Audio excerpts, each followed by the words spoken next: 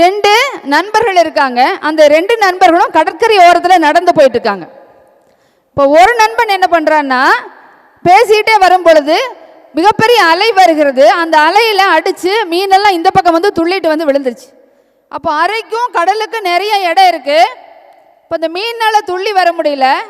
இப்போ ஒரு நண்பன் என்ன பண்ணுறான்னா பேசாமல் போயிட்டுருக்கான். இன்னொரு நண்பன் என்ன பண்ணுறான், அந்த மீனையெல்லாம் எடுத்து கடலுக்குள்ளே போட்டே வரானா.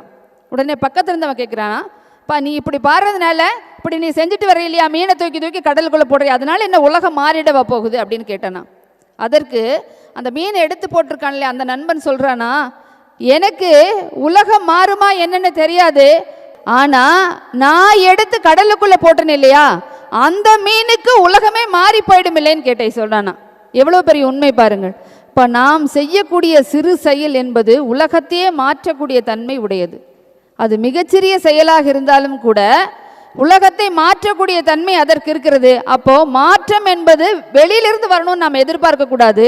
நாமளே அந்த மாற்றை தொடங்குவதற்கு முன்னோடியாக இருக்க வேண்டும் அப்படிங்கிறது இதன் மூலமாக நாம் புரிஞ்சுக்கணும். அப்போ நாம் ஒரு சின்ன விஷயத்தை கையில் எடுக்கிறோம், அன்பு காட்ட தொடங்குவோம், நம்மை சுற்றி இருக்கக்கூடிய அனைவர்கள் மேலும் அன்பு காட்ட தொடங்குவோம் அப்படின்னு சொல்லி சொன்னால் இந்த உலகம் நிச்சயமாக அன்புமயமாக மாறிவிடும்.